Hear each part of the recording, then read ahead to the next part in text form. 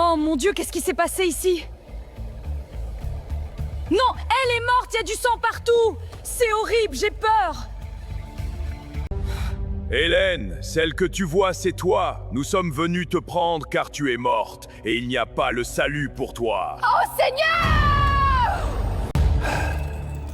Tu as passé ton temps sur les réseaux sociaux, c'était notre piège.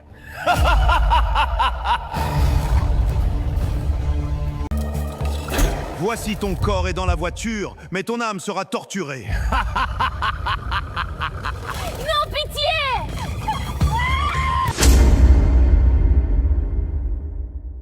Hélène, puis-je te poser une question?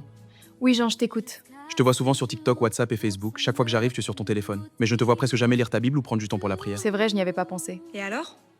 Est-ce que cela coûte quelque chose? Chacun gère son temps comme il veut. Ce n'est pas une question d'argent ta priorité. Tu peux passer des heures sur les réseaux sociaux sans te fatiguer, mais 5 minutes de lecture biblique te semblent longues. Je vais lire la Bible quand je sentirai la conviction. Pour l'instant, je n'en ressens pas vraiment le besoin. La conviction vient souvent lorsque nous approchons de Dieu. Si quelqu'un attend d'avoir faim avant de préparer son repas, il risque de rester longtemps sans manger. Hélène, tu dois lire ta Bible chaque jour et prendre du temps pour écouter les prédications du prophète Branham. Les réseaux sociaux occupent beaucoup de temps, mais ils ne peuvent pas remplacer la communion avec Dieu. Jean, tu exagères un peu. Tout le monde utilise TikTok, WhatsApp et Face, ce n'est pas un péché. Je n'ai pas dit que c'était un péché. Mais lorsque ces choses prennent la place de la prière et de la lecture de la Bible, cela devient un problème spirituel. Mais je travaille beaucoup. Quand je rentre à la maison, j'ai besoin de détendre. Les vidéos me permettent de me changer les idées. Je comprends. Mais combien de temps passes-tu sur ton téléphone chaque jour? Peut-être 2 ou 3 heures, parfois plus. Et combien de temps consacres-tu à la Bible? Quelques minutes de temps en temps. Jean, je ne vais plus faire de débat avec toi. Je dois partir récupérer un vêtement que j'avais laissé dans une boutique. À tout à l'heure, Jean. D'accord Hélène, fais attention à toi, on se revoit tout à l'heure. Merci, à plus tard. Je prends cette robe. Je paie en espèces. Merci, madame. Merci, au revoir.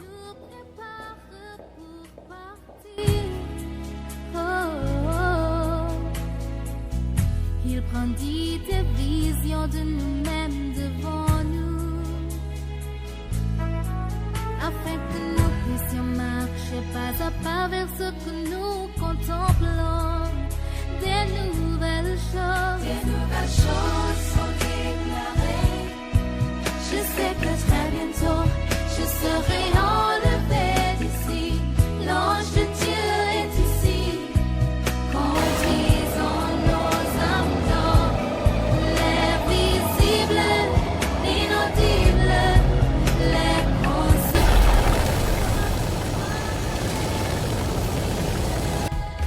Oh mon Dieu, qu'est-ce qui s'est passé ici?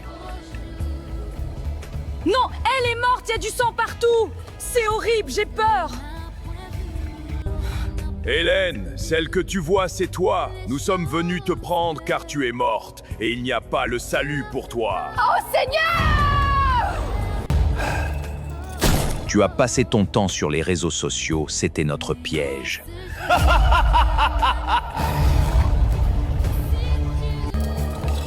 Voici ton corps est dans la voiture, mais ton âme sera torturée. Non, pitié! Pasteur Bosco, toi aussi tu es ici? Comment est-ce possible? Je regrette. Je disais aux gens ce que frère Branham avait enseigné, mais moi-même je ne vivais pas ce que je prêchais. J'étais dans la corruption, le luxe et la cupidité. Et maintenant me voici ici. Mais pendant ton enterrement, on nous a dit que tu étais parti au ciel. C'était faux.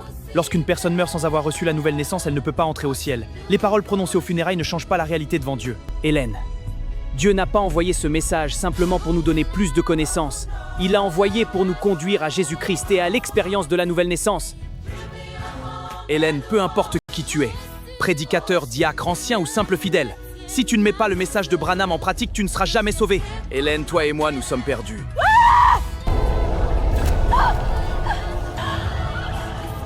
Les choix de la vie ont des conséquences éternelles! Mes frères et sœurs, la vie après la mort existe. Si vous quittiez ce monde aujourd'hui, où passeriez-vous l'éternité?